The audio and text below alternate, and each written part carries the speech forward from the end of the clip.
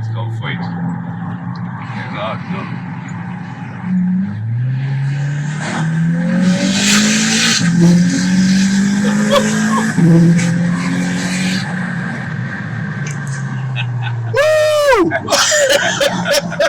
Yes! Yo, that thing spools up quick, bruh.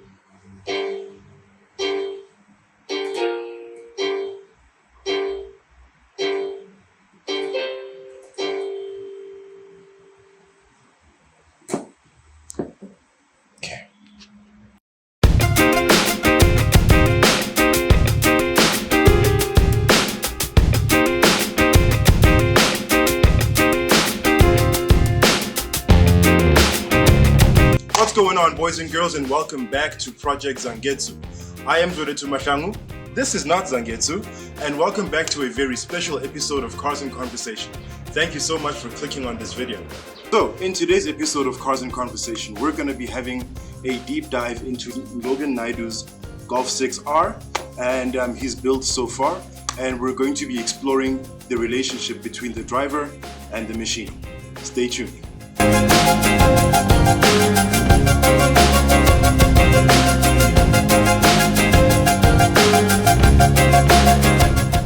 Alright guys, welcome back to the interview segment of Cars in Conversation, and welcome our latest guest, Mr. Logan Naidoo.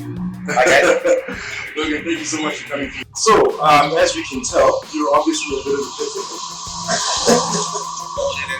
right. for aerodynamics, right? That's it. No, man. So yeah, so this how long have you had this car, man? Sure, like forever. Yeah? Since 2011. Really? That's a long time. Yeah, a long time. That's at least like what, 12 years? Yeah, 12 years. Okay. So we came out when I got it. Nice. So you got it at the store? Yeah. Stop. Okay. Alright, and then how long have you actually been doing this? Yeah. Since I was a kid. So maybe like 20 years old. Right, okay. Always. I guess at our age. That's cute. Yeah. Okay. So like what's your earliest memory? Like what do you think that inspired you? Because for a lot of people it was basically I was not involved in cars. Okay. I was in electronics. And I had a Volkswagen GTI. Okay. Nice. 83 GTI, and it kept on breaking all the time. Sure. No funds really that time to be fixing it. So I was studying and I studied for the car. Oh wow. I studied the book and I got the engine. Sure. Myself for two buddies. And after that I did cars. Wow. That's amazing. You know, because for a lot of people, those books just stay in the carry. Like when you buy the car. Yeah, I guess we're not in that situation. Yeah, you know, the day you take it out, it's like, yeah, dust and everything on it. It looks nice. Yeah, that's great. It needs rust. Yeah. And that gave me strong basis more comfortable. Same thing. And it's called an owner's manual for a reason, guys. You're supposed to read this, and you're supposed to know your car. Give you a lot of great tips. Great insights, and you know your car better. Wow. Okay. So I guess you owning the 1983 Golf GTI. That's what now brought you to the VW brand. That's it, yes. Okay. Alright. Okay. So what would you say is your favorite thing about this car? Just that. Sure, like everything. Yeah. It's a humble vehicle. Yeah. It's got a nice silent tone. I took a ride in it earlier. Don't believe him. It's not humble. Not by any means. I just love it. It's luxury. Yeah. It's got everything that I need. Faster sounding. It does what I need. And that's always been the nice thing about like, you know, the Golf GTI and R range. You know, it's always been like the perfect balance between you get your sophistication as well as a sense of sportiness. Yeah, it's like a nice balance. You got your bucket seats and all that, but you also do feel like an air of luxury. Affordable luxury. Yeah, right. Working man's Rolls-Royce. Yeah. Okay. And how do you find the maintenance on this car? I mean, I guess that's a no-brainer question, given your history with the car. So if you do your basic maintenance and you install oil in the plugs and the filters, Right. you're good, the car will last forever. Yes. People neglect the term for the maintenance, and then it's exponential when the problems come. Exactly. Keep your basic maintenance, you're good. The other problem is with these type of things, the all-wheel drives, the diffs must be in this condition. Nobody replaces the oil.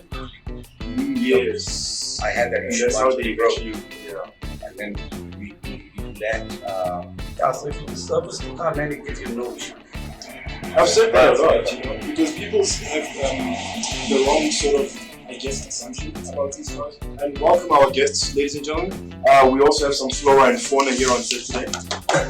What's up, my buddy?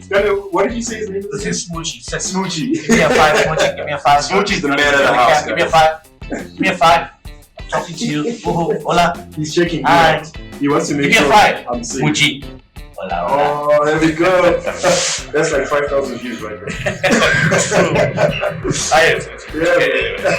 Yeah, so we'll say, yeah, they're perfect sort of like balance and stuff.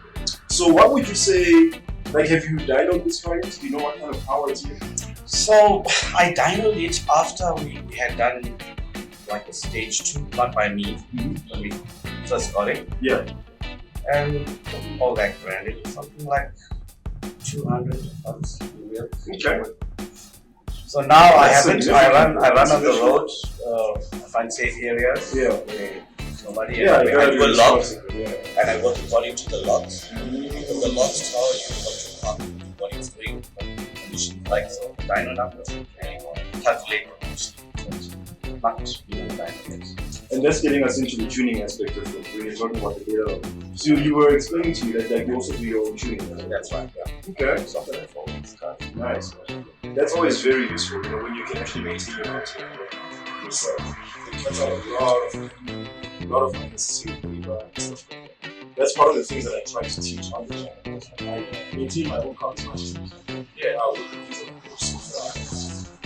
so it's very important. So, what's the fun? On the track, obviously. You know? On the track. Yeah. So on the track, I took this thing max of all this 285. Seriously? That is still had more to go, but yeah. How did you not get, like, go to the future? That's Yeah. Wow, that's crazy. How did the steering feel at that? Like, because it gets It's like super you're light. on, it's like you're on air. It's like you're floating. Your Yo. focus has to be 500%. Yes, sir. So you can actually feel you in sync with this car. Yeah. And you know, Especially you with the four-wheel can just drive. feel it. Everything's going forward. And there's no jerky movements. But it's so fine. Precise. But it was nice. It just gives you a rush. Yes. That's what's addictive about these cars. No, that is It's beautiful. all good. So do you often visit like car shows and car meets and things like that? Not recently, I haven't just been too busy, but I need to start soon. Yeah. And I'm going to. Yeah, it's always a lot Just of want to fun. get my boy up to speed. For sure, for sure, Really for sure. doing that. Yeah. Yeah, because that's where we meet. That's like how meetings like this happen often, you know, at car shows and stuff. Like, it's interesting the people you get into. Okay, and then now, do you have a dream car in mind, or are you already there? Not really. I actually like that E65 Sport all-wheel drive run. You know, AMG. yeah, it's a super sport. That to me is the car. Yeah. Yeah. Yeah, Mercedes-Benz, I've always said that they are notorious for being, how can I put it? They hide how much of a performance brand they are. You That's know? insane. That car. Jesus. Because like they are bi-turbo engines. Bi-turbo, they're all four-wheel drive. There's nothing that you can do. Sure. No, that's beautiful, man. One day. Yeah, no, for sure. Because me, myself, I would love to get an R35 GTR. But the first thing I'd like to get after this one is the wide body 2012s. Those ones are my favorite design, in my opinion. Yeah, so we on the different end of the continent. You're the Japanese side, I'm the Right. That's sweet, man. This is like World War II. I break down, I go with you. Well, being a Subaru driver, I'll probably break down more often than you. Actually, Subarus don't break down. People put their hands into the wrong places, then it breaks down. That car was built to last forever. Yeah, because people modify them and irresponsible, you know, and then they Exactly. expect them to keep running. Yeah. No, man. So we're just gonna like do a short walk around, take a peek under the hood, Sweet. give us a brief breakdown. Stay tuned, guys. All right, guys, welcome back. So now we're just doing a nice brief walk around on this beast right here. So right off the bat, I can see a big ass intake. What's that all about? Yeah, so the standard induction system is very restrictive. So you try to have the least amount of bends and restrictions from where the air enters to where it gets to your turbo. For the smoothest And airflow. high airflow, high Yeah. volume. So that's why we have that. Okay. Yeah. All right, and that's going straight, amongst other things, to the turbo. I This goes imagine. straight to the inlet of the turbo. So the Right. turbo takes the air from there, it'll then compress the air and shoot it out from there. Ah. So the more amount of air you can get always at its inlet, proper. So as soon Yeah. as you put any restrictions around, it's choked the turbo. Right. And yeah, so then it runs through, completely runs through. We put a nice big intercooler in here. Okay. You got nice ram air coming through. So Yes. it keeps the air cool. As the car's moving forward. Yeah, so then that runs through, that goes through your throttle pipe into your intake system. Then if you want additional cooling, you know, a little bit more safety, you can you just add water methanol nozzle in there. Ah, I run see. methanol, water, yeah. Okay. I run a special mix that's really better. And in terms of like higher amounts of cooling, people also like to do things like an aluminium radiator. What type of radiator do you have here? Is it still the stock one or? This is aluminium, the Okay. intercooler. Oh, okay. It comes like that. It's just made aluminium. It's because of the weight. Stainless is too heavy. Yeah. You know, but it works well. Okay. It's in the front, it's not getting rid of it, so Yeah. it's good. Plus, it's working with the front mount as well, so it's getting all of that air all of the air in any coming case. through. Nice. So that works well. Yeah. Okay. And, so on these cars, I don't. You have an internal upgrade in this pump. Yeah. So we fit those upgrades, supply those upgrades. We sell this K3 pump, the Vortex K3 pump. That's from the factory upgraded. So that's like a fuel pump? It's a fuel pump, high pressure fuel pump. Okay. You got one side, the low pressure is the tank side. That we've upgraded that as I was well. about to ask. So do you have one both in the cabin as well as in the engine bay? Yeah, so at the back, in the tank, you have your standard, your OEM one. Okay. And then it's advisable to run secondary one, which is an inline pump. Especially depending on whatever mods you've got, right? Yeah. For fueling. So that will work on a normal car as well. And later on, if you decide you want to, up the standards and up your boost, you could do that. You've still got an upper limit, yeah. But you do need the low pressure fuel to give you the pressure up here for this to do its function. Right. They work in tandem kind of thing. Yeah. Okay. And now these wheels caught my eye from the moment I saw this car. These are Oz wheels, ne? Oz Racing, I see. And they are 90s. Yeah. That's standard, yeah. Yeah. And obviously, guys, I'm gonna put up the clip after this segment of when we took a ride in this car. You wouldn't think these things are weighing this car down at all, because the way it felt, it's like they were 17s. A lot of torque on this thing. Then we run methanol, you can have a look at that. Okay. Oh yes, your tank set up there at the back. Well, it's not the best looking tank, but it does the job. So now this, I feel like this is the perfect example, right, of like what it is to really get into car culture, because it's not about throwing big, huge amounts of money at your build because you've got like a Ferrari or whatever. It's about ingenuity, resourcefulness, and creativity. Safety. So with general basic household products, this is the kind of thing that you can do here. This is a very high level setup despite its appearance, because you've got like what? It's directly injecting methanol into your fuel mix. Into the intake manifold. Into the intake manifold. Nice. So this probably by itself like ups your boost and stuff like that, right? It helps your car, your combustion, cooler combustion. So it's just really good. That's beautiful. And it doesn't damage the pipe. Yeah. So now this livery here, did you get the car, like, can we close this one up? So is this something you did yourself, or did you get the car with I this? did it myself. Nice. One night at 10 o'clock. Yeah, I just very thought the different. car was a bit There. bare, Yeah. and somebody told me that they saw an article past a specific this time I go, okay, let me do something to fix that. Yes, right. So I put my masking tape and I cut them out and stuck them up. That is nice. Does it go all the way to the back? No, just in the front. Okay. Yeah. No, but that's beautiful though. It complements the front quite nicely. Nah, man, this is beautiful. So guys, as far as you guys are concerned, in terms of like, you know, future and past tense, we're about to go for a ride. But for this segment, we're gonna say, Logan, thank you so much for being on the channel, man. This was a beautiful build. And you guys can expect to see Logan a few more times on the channel. We've been having some discussions off camera. I'm not gonna get into specifics yet because we're still discussing it. But this has been very awesome and we are growing in our network in car culture. So I'll see you guys at the closing. Who can really tune it. Sure.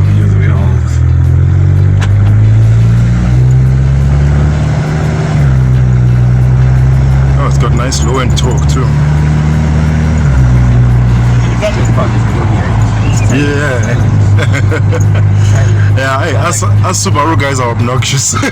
But that Subaru sound is a little different, you know, it's got that Yeah, it's like that Harley type thing in the car. It's one of the biggest like that from those days. Yes. It's one of the biggest selling points actually. Yes, because everybody loves that noise. sound. It's that screaming sound like other guys will put the wrong exhaust system over big and shit. It's got that boxer's got that sound. Oh man. They like calling it the rumble, they call it. I like that thing when it's opening up. Oh, it's beautiful, man. It's addictive too. Never ever speed or drive anywhere fast where there's people, you know, in that. Even when you're driving slow, bruh, it sounds so nice.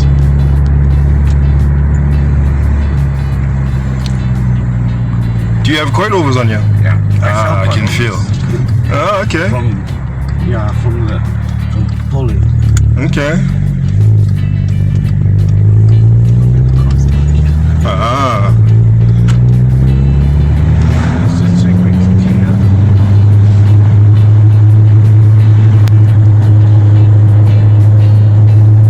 Let's go for it. God, no.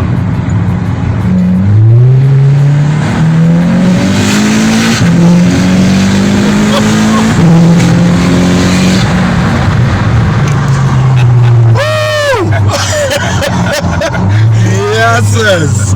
Yo, that thing spools up quick, bruh. Works that I'm gradually building through this series. So let me know in the comment section down below what you would like to see next, perhaps, or in future, and we'll see what we can arrange. But for now, that's going to be all from me, guys. I really appreciate the support for those of you that have watched until this far in the video. Those of you that have, please go ahead and type in Golf 6R in the comment section down below. Just so that I know who has made it to the end. And as usual, I have been Zangetsu Mahlangu, and thank you so much for hanging out with us. And as usual, people, if you enjoyed this video, please click on the thumbs up icon to leave us a like. And if you'd like to see more from Project Zangetsu, please go ahead and click subscribe, and be sure to hit that bell icon so you are notified each and every time we drop new content on this here channel. Take care of each other, stay awesome, and stay chasing your dreams. To infinity and beyond.